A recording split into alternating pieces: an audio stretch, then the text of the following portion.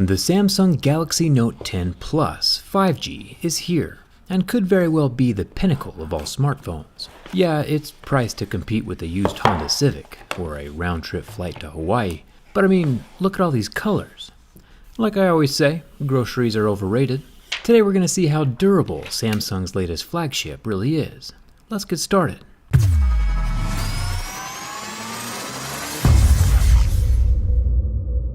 So Samsung got a little crazy and dropped 3 versions of the same phone this time: the Note 10, the Note 10 Plus, and the Note 10 Plus 5G. There's absolutely no reason whatsoever to buy the 5G version, which costs an extra $350, unless of course you already live in one of the very few 5G cities and have a 5G node right outside your window. This phone will definitely live its very full and complete lifespan before 5G networks become a thing. One thing that differentiates this Powerpuff-looking contraption from other phones is the internal built-in stylus, and it's actually one of the coolest parts of the phone. I've been tempting myself into upgrading from my 2.5-year-old Galaxy S8 Plus just for this feature.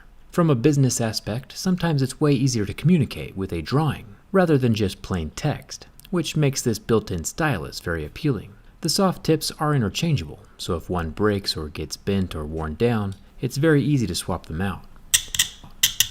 The unibody S Pen is made from blue painted plastic, but the most interesting parts are inside.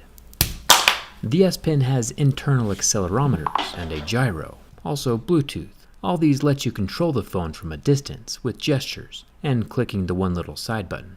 The coils of wire down here near the pressure sensitive tip doubles as a way to charge the S Pen and also generates an electromagnetic field of its own, so that the phone, which also has an electromagnetic field under the screen, can sense where the pen is located and exactly what it's drawing.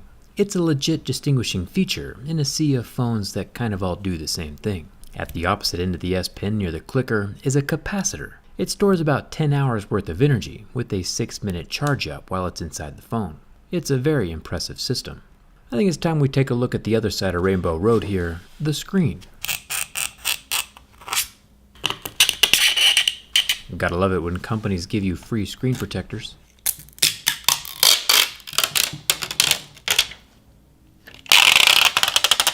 The Galaxy Note 10 Plus 5G is using Gorilla Glass 6 on both the front and back of the phone. Have you ever noticed that it's really only the cell phone industry that keeps on plopping a new number on basically the same phone year after year and then calls it revolutionary? Thumbs up to Xbox, PlayStation, and Nintendo for being real and only releasing new products when it's actually warranted every couple years. The Gorilla Glass 6 on this Note 10 5G scratches at a level 6, with deeper grooves at a level 7, just like last year and the year before. I got a cool Sapphire video coming up soon though, don't you worry. The front-facing Cheerio camera is a 10 megapixel little guy and sits under the same pane of glass as the screen. Interestingly enough though, there doesn't seem to be an earpiece gap up at the top. There might be a tiny little gap between the glass and the edge of the phone, but Samsung could also be using the under-display speaker tech that we saw inside of the LG G8. We'll have to take a look at that from the inside to be sure though. Make sure you're subscribed for the upcoming teardown video. This no speaker grill aesthetic is pretty sleek looking.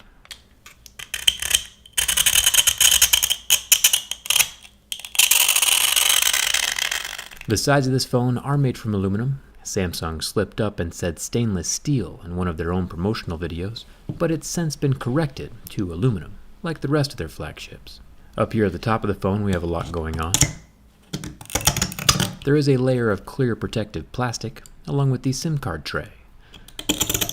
The little hole next to the SIM card tray is for the top stereo speaker.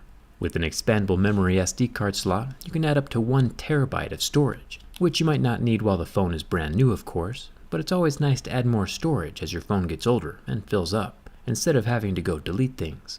It also has a rubber liner around the base to satisfy the IP68 water resistance rating. The left side of the phone has a metal volume rocker, along with a single power button. Finally, Bixby has left the building. Except for if you hold the power button down for a fraction of a second too long, he comes right back. The coloring of this phone is seriously crazy. I feel like it belongs in Wreck-It Ralph with the Sugar Rush Racers instead of a businessman's pocket. I'm still totally down though. The bottom of the phone is also made from metal. No headphone jack anywhere to be found. Personally, I think it's a bad move. I did a poll on Twitter last month where 60% of you said you've used a headphone jack in the past week. And 60% of people on MKBHD's similar Twitter poll said a headphone jack would be a nice bonus, or even a need. Personally, I'm all wireless at this point because exercising with corded headphones is super annoying, but watching YouTube or Netflix with a tiny Bluetooth lag is also slightly annoying. So I am sad the jack is gone on the Note 10.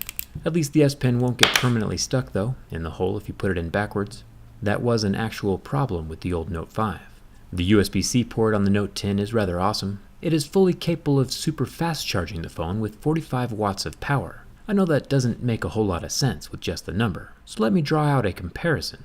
The Note 10 can take in a full 45 watts of power to super fast charge the battery.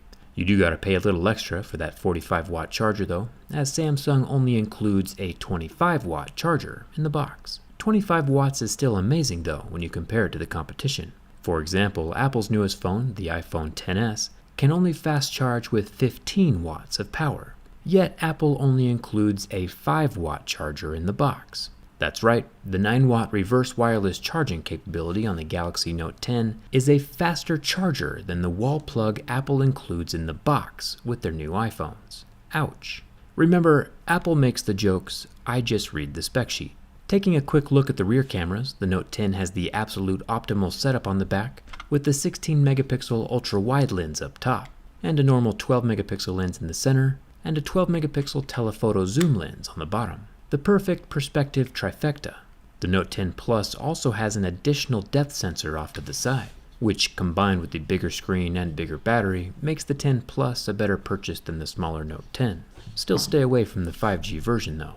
There is an underscreen ultrasonic fingerprint scanner on the Note 10. It's the same cool tech we saw inside of the Galaxy S10. Super quick and doesn't take up much room inside the phone.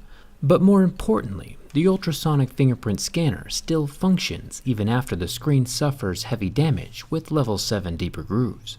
Very impressive. Speaking of scratches, do you want to see an experiment I started 2.5 years ago?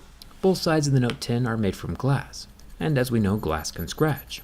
Here are some level 7 deeper grooves on the back next to the Samsung logo, and here are even some level 6 scratches, both of which show up extremely well on this child's kaleidoscope of a phone. There are plenty of things in everyday life that can scratch glass.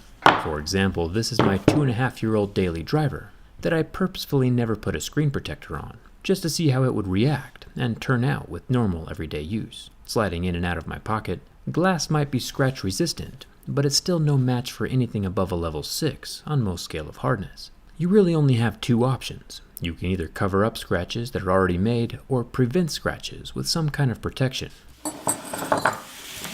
Thanks to dbrand for sponsoring this video. dbrand has protective skins that you can combine together however you want. It changes how your phone looks, along with adding aesthetic protection. You can see what your phone would look like with the link in the description. A new skin for your phone is way cheaper than buying a new phone. Just saying. I'm digging this copper metal skin. I'll peel it off though, so we can taste the rainbow and finish off the durability test.